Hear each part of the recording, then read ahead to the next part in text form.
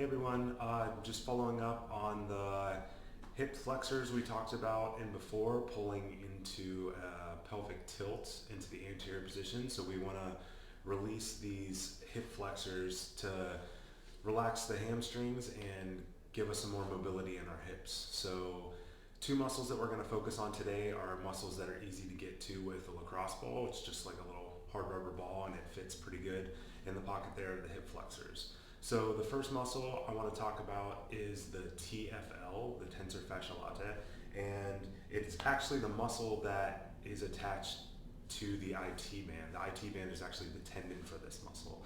I know a lot of people roll out their IT bands. That muscle, that tissue is actually more tendinous and it's a little bit harder to influence than it is muscle tissue. So I just want to focus on the muscles for today.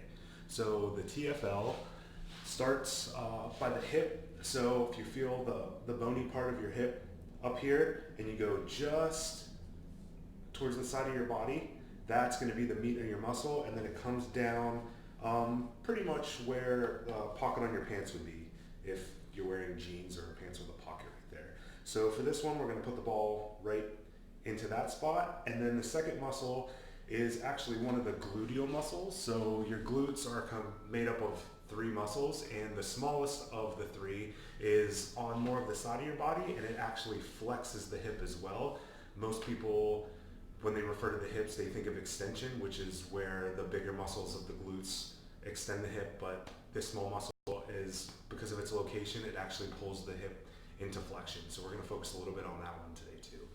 So just some basics about foam rolling or any kind of mobility stuff with any kind of tools you have like this. Generally, my rule of thumb is you want to stay in the 6 out of 10 discomfort. I don't like to use the word pain, but it should be a little bit uncomfortable. You don't really want to go too much higher than 6. Your body starts to tense up and you're actually kind of fighting what we're trying to do. So you want to be able to relax into it and let the muscles relax.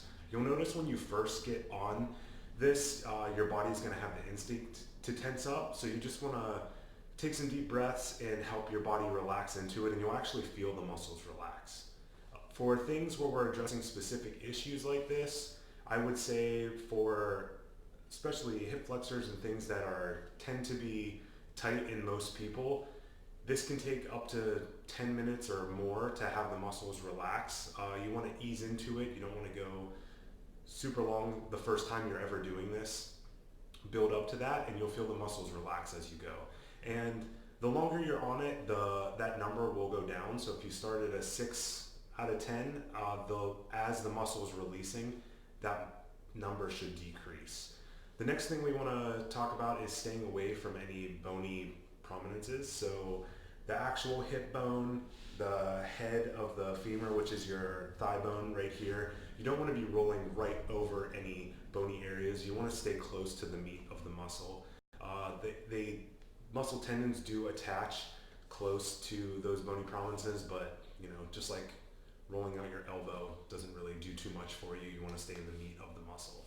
So I am going to be lying on my side, and generally with foam rolling, all foam rolling your back, your legs, your everything. You want to have support of your head. You don't want to be straining your neck too much. So I'm actually going to be extending my arm and laying my head down on my arm on the side. You'll see in a second here. So again, we're just going to find those muscles right in the bony prominence there, and then you're going to go right off to the side into the meat of the muscle, down where the pocket is. We'll put the ball right there.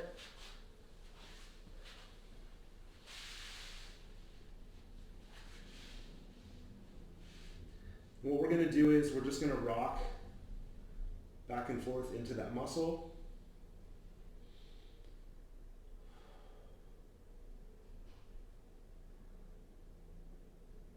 And then we'll rock a little bit more out to the side, and then that will get into the gluteal muscle that we talked about.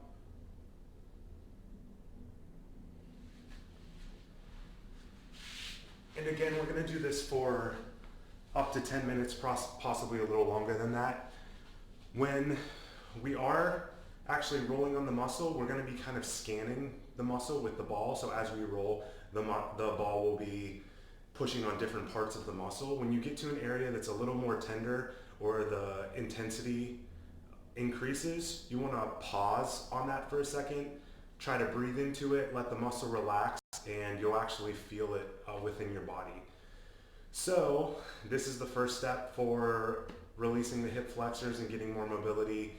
Again, this addresses hip mobility, low back curvature, actually pain in the back, pain in the hips. So this is a good first step, is relaxing the muscles and releasing the muscles.